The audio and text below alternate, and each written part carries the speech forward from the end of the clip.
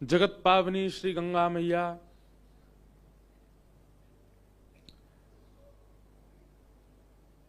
जिनका प्रादुर्भाव ही मानव पवित्रता के लिए हुआ,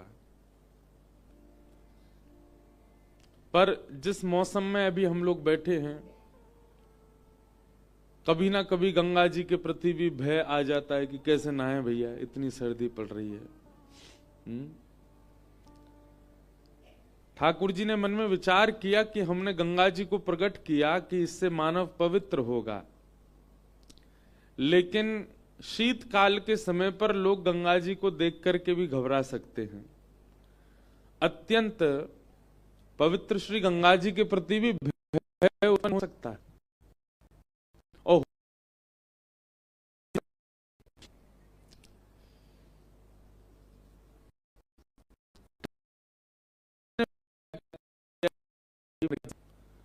तब ठाकुर जी ने वाणी की गंगा प्रकट की, जो है श्रीमद् भागवत। वहां 108 डुबकी लगाने का जो फल है, वो भागवत जी के एक श्लोक सुनने का फल है। इसलिए ठाकुर जी ने मुख से गंगा प्रकट की, ताकि इनसे कभी कोई भयभीत ना हो। उस दिन घनघोर कलिकाल आ जाएगा, जिस दिन व्यक्ति कथा से भी भयभीत होने लग जाएगा। कथा सुननी पड़ेगी। ऐसा भय जब मन में उत्पन्न हो जाए, समझ जाओ कि वो घनघोर काल का, कलिकाल का समय आ चुका है। दूरक्लूल प्लावनी धारा और आत्मकूल प्लावनी धारा, दो धाराएं हैं। कूल कहते हैं तट को, कूल कहते हैं घाट को। गंगा जी कौन है? बोले दूर कूल प्लावनी धारा। आपको जाना पड़ेगा गंगा जी के पास, पवित्र होना है तो उनके घाट पर। और वो निश्चित है, गंगा जी सब जगह नहीं है, निश्चित है कि यही यही है गंगा जी। ऋषिकेश में है, हरिद्वार में है, आगे चलते जाओ हमारे ब्रज के पास पड़ता कचला में है, और उसके बाद कानपुर में है, प्रयागराज में है, बंगाल में है। तो कुछ निश्चित स्थान हैं गंगा जी के पास, आपको वहीं मिलने जाना पड़ेगा, उनके समीप। दूर कूल प्लावनी धारा। लेकिन ठाकुर जी ने फिर दूसरी गंगा प्रकट की। उस गंगा का घाट क्या है? बोले आत्मक कूल प्लावनी धारा। सभी जीवात्मा के आत्मा रूपी घाट से होकर के जो निकलती है, वो भागवत की कथा है। गंगा जी का सीमित स्थान है, वहीं जाना पड़ेगा, पर भागवत जी सब जगह हैं। अमेरिका में भी हैं, ऑस्ट्रेलिया में भी हैं, इंडिया में भी हैं, आपको पता पाकिस्तान में भी हैं। हमारे कई श्रोता पाकिस्तान में भी हैं। हमारे संस्था पे फोन आते हैं, महाराज जी कराची आओ कथा करवे। मैंने कही सही सलामत लौटे आएंगे हम वापस। मैंने कहा तब तक आप ऑनलाइन ही सुन लो। बहुत वैष्णव है वहां पर भी, उनको कभी जब भी अवसर मिलता है तो आते भी हैं कई लोग। न्यूयॉर्क में हमारी कथा हुई थी, वो कथा तो कराई ही हिंदूवासी जो पाकिस्तान के हैं उन लोगों ने। 500 परिवार, 500 लोग थे, वो सब पाकिस्तान के ही थे। मुझे तो पता नहीं था कथा थी। दूसरे दिन एक व्यक्ति आया, बोले महाराज जी मैं एक ही दिन की कथा सुन पाया। मैंने क्यों? बोले घर जा रहा हूं वापस। मैंने कहा अच्छा कहाँ रहते हो? दिल्ली बम्बई। बोले नहीं लाहौर में रहता हूं। मैं तो डर गया, मैंने कहा भाई तुम लाहौर से हो? बोले महाराज जी जितना परिवार आपकी कथा करा रहा है सब पाकिस्तान से, सब भारत हिंदू, कुछ सिंधी। तो सब जगह है कथा। तो गंगा जी सब जगह नहीं है। गंगा जी का एक निश्चित स्थान है, वही है गंगा जी। आपको जाना पड़ेगा उनके समीप। पर ठाकुर जी ने अनुग्रह करके भागवती गंगा को प्रकट किया, जो सबके समीप आती। आज सुबह सुबह हम श्री नामदेव जी महाराज का चरित्र पढ़ रहे थे। बहुत सावधानी से सुनो सब लोग। नामदेव जी महाराज के चरित्र में एक ऐसी बात सुनने में आई, पढ़ने में आई, जिसको सुनकर के आप लोग घबरा सकते हो। अरे विराज जाओ, हम कह रहे हो उनको तो कहो थोड़ा शांति से।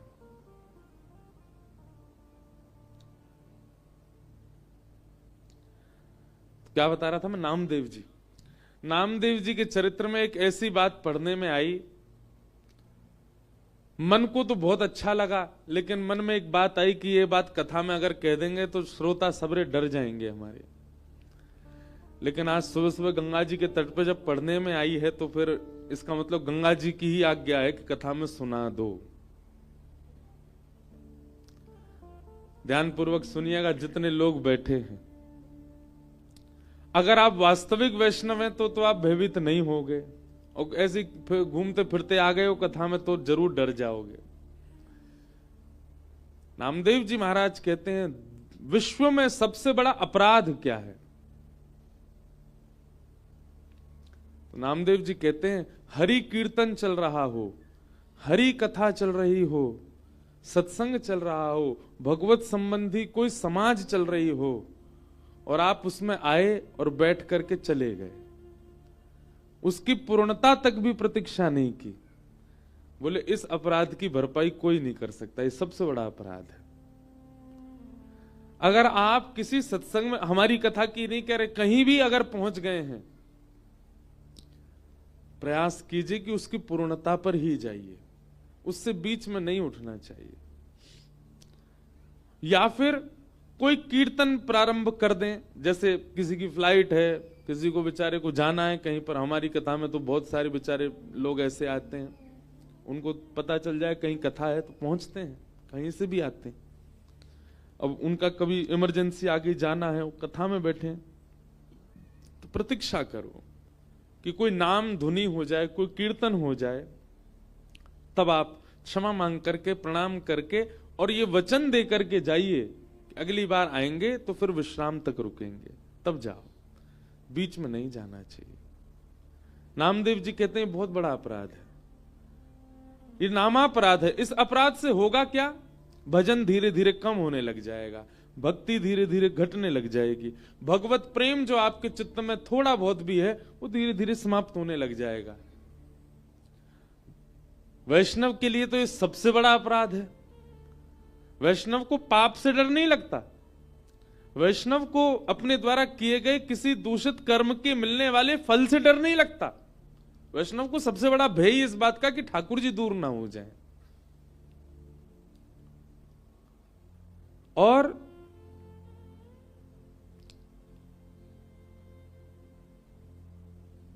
नामदेव जी ने कई भाव बताए सत्संग के, उसमें एक भाव यह था, आप किसी सत्संग में, किसी कथा में, किसी प्रवचन में, किसी कीर्तन में, किसी समाज में, भगवत संबंधी में अगर आप जुड़ गए हो तो प्रयास करो कि उसकी पूर्णता पर ही जाओ।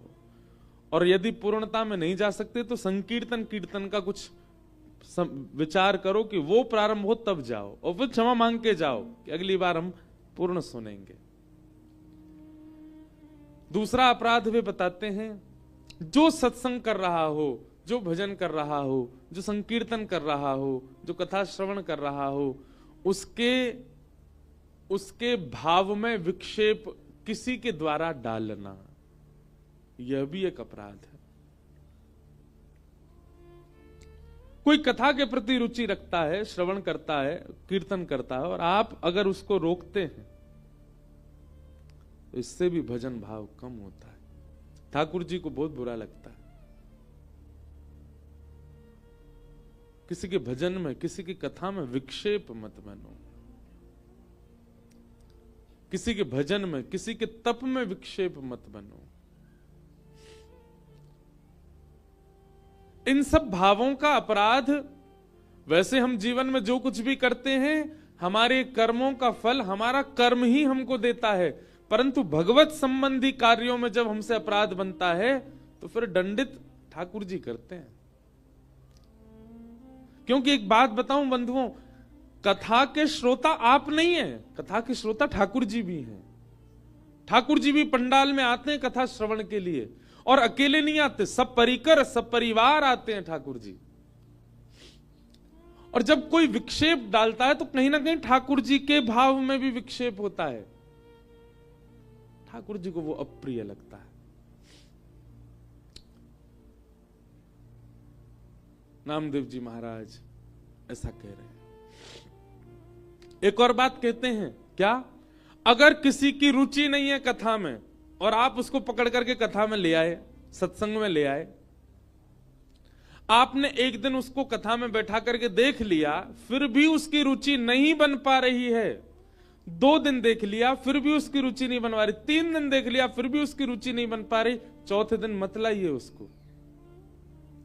जिसकी भगवत कथा, भगवत सत्संग, भगवत भाव में रुचि ना बने, उसको ज्यादा फोर्स मत कीजिए कि नहीं चलना ही पड़ेगा। उससे भी आपके ऊपर अपराध लगेगा कि आप क्यों किसी भगवत विमुख को ज्यादा 1-2 बार प्रयास कर लो बस, उससे अधिक मर भी अगर उसका मन ना बनता हो तो फिर छोड़ो, ये नाम अपराध है। भगवत प्रीति न करने वाले के सन्मुख भगवत यश का ज्यादा बखान करना और उसको प्रेरित करना कि वो भागवत कथा सुने आदि आदि, फिर भी परिवर्तित नहीं होता तो छोड़ दो, उसको रहने दो जैसा भाव में वो है। सबके चित्त में प्रेम उत्पन्न हो जाए, सबके चित्त में भाव उत्पन्न हो जाए, ये आवश्यक नहीं है।